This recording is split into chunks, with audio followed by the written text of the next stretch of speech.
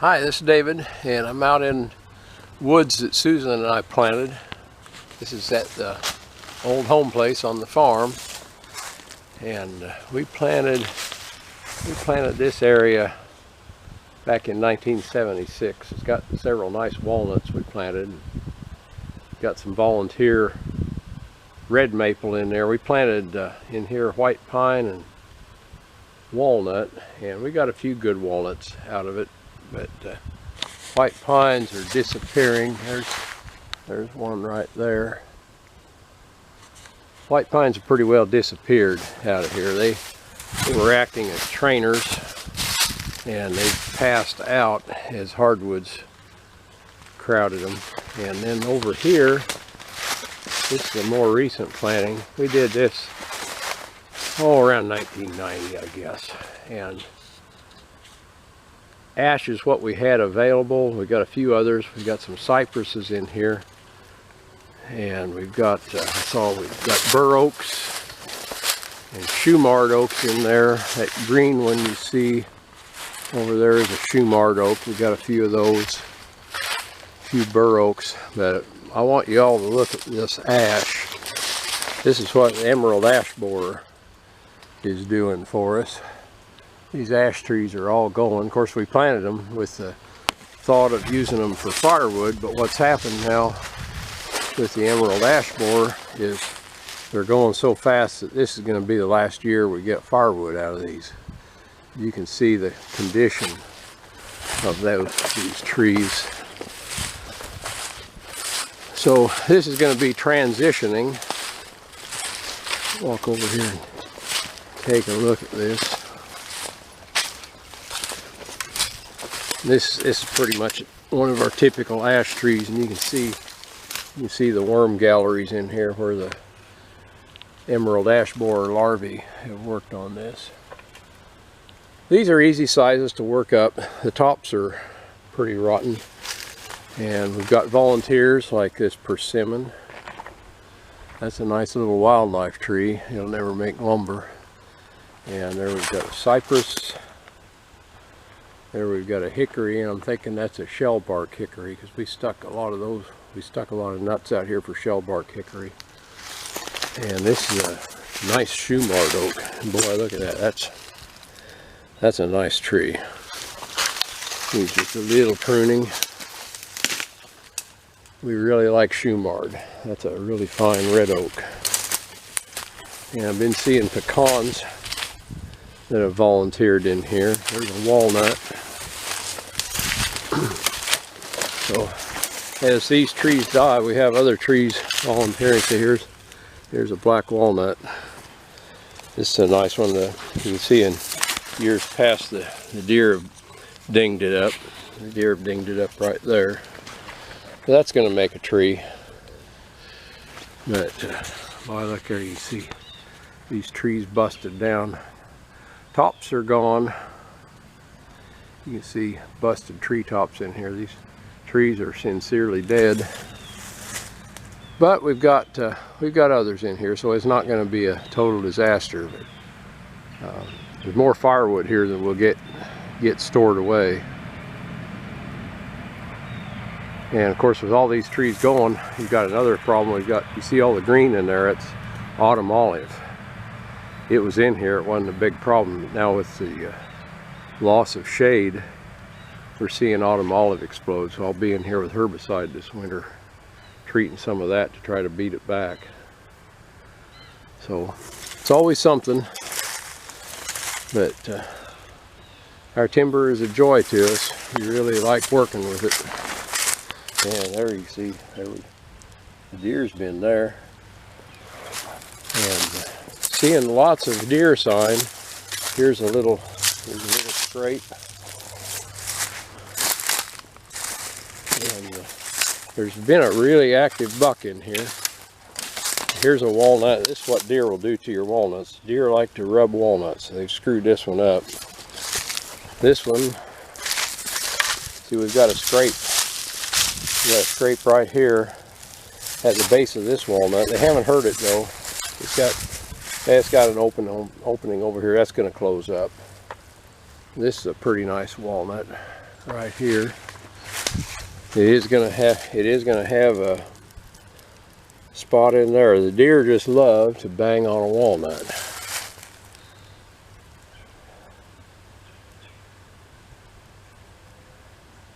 And there's a really nice pecan over there. Walk over here and take a look at that. Yeah, that's a really nice pecan tree. We really like pecans. And we look up there, you see it. Look at that leaf nest up there. Squirrel's got a leaf nest up there. And there's another shoe-marred oak right there. Its fork's about 20 feet up. Well, that's a good looking tree. That's pretty. That green one over there, that's another shoe-marred oak. No, that one's a pin oak. Looking at the leaves now, that's a pin oak over there. And here's another ash tree. That'd be a good one to cut right there. And there's another ash tree there. That's a good size. Those are good sizes. I think those are going to be the ones I cut today. I want to take a load of firewood back with me. Got oodles and gobs of ash firewood here. And looking on up there, you can see some silvery bark and green leaves. Those are two shoe-marred oaks up there. So this place is going to change. The ash is dying out, or it's gone, and it's going to transition. And across over here, this used to be an old woods years back, and you can see we got some remnants. There's a big old hickory. There's another big old hickory over there. It used to be just scattered trees in here to act as shelter for livestock back when Susan's grandparents farmed here. And now we got a forest. Let's see. Okay, we are ready to drop one of these ash trees. And you always evaluate your lean. And as we look up this tree, I'm going to go straight up and see how it's going off to the left. It's got a lot of, from where I stand here, it has a lot of left lean, which is going to be forward lean the way I'm dropping it. And then I've got to pick an aiming spot. Now if I go out here and stand, what I'm going to do is stand with my back, here's the tree, stand with my back to the tree, and you can look up and you can see straight on it's going to impact. There's a 2-inch bur oak out there. It's the one with the gray bark, and you see it's got a few leaves in it. That's a pretty nice tree. It's under that dead ash tree. It's going to straighten up and grow. I don't want to hurt that tree, but it's pretty much straight on to that tree. Over this way, if I go toward that red cedar back there, there's a elm there I can aim for. You can see some green leaves out there. That's an American elm. They're no good. I'm going to make that my aiming spot. See, here's the bur oak right there. I don't want to hit that. If I go to the bur oak and look back, see that tree's straight up, no side lean. We're going to go over here. Hope you're not getting seasick. Here's this elm, and there's the cedar right behind it. So here's the elm. If I make this my aiming spot and I look up at that ash tree, it's got a little bit of side lean with the main crown. It's got some wood on the right there that balances it pretty well. Anyway, very little side lean to here. So I am going to aim at this elm tree, and that way we should hopefully not hurt the little bur oak there. Hoping it gets through this. So we're going to go back and see if we can do that. I don't have a tripod with me today, so I'm going to have to just cut and stop and take a look at what we do. So I'm going to put my face right in there, looking for a chunk of wood to set this on. I don't have anything to set my camera on here. Maybe I can set it in a tree back here. There we go. That's where we're going to go. Okay, if that'll stay there, we got a picture. Yeah, that'll work. See if I can back out of here.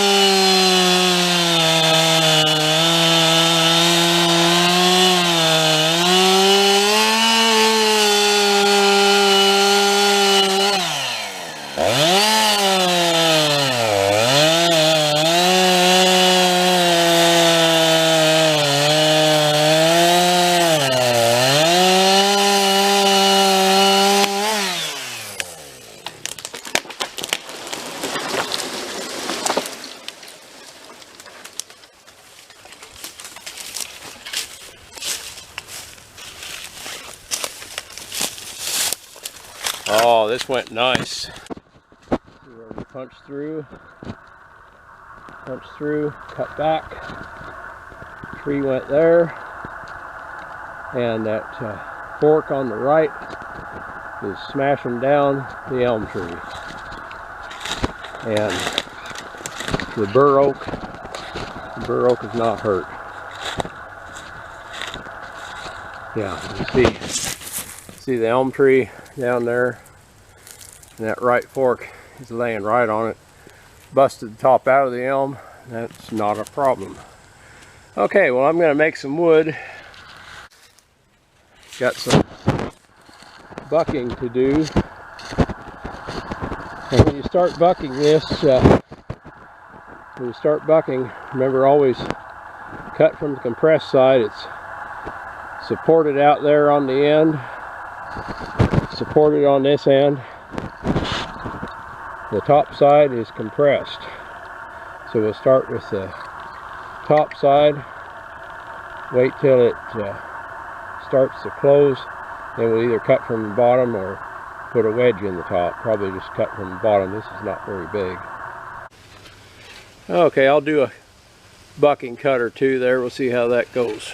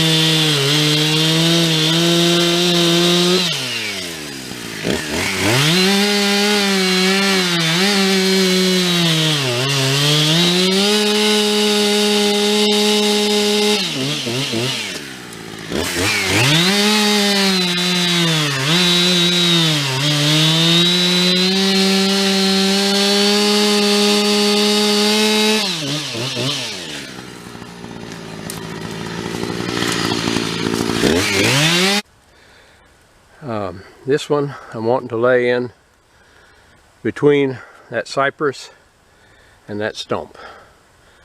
That's what we're going to do. I'm going to see if I can get her down quick here while I still got the thing running. Gotta set this down and hope we get her.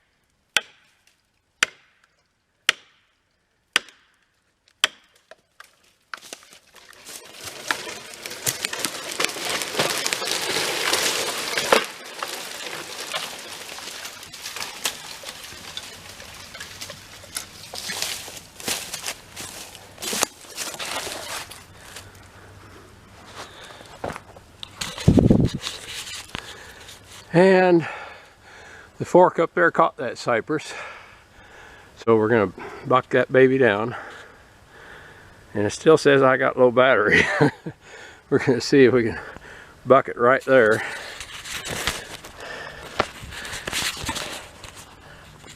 There we go.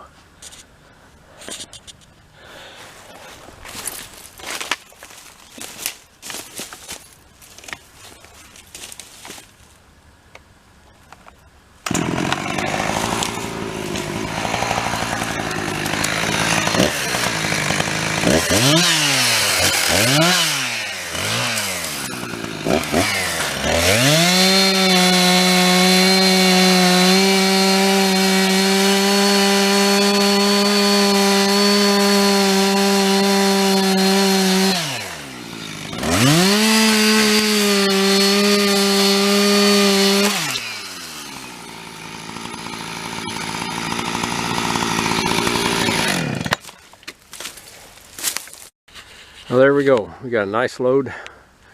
Got everything loaded back in. Saws are up front. Gas is up front.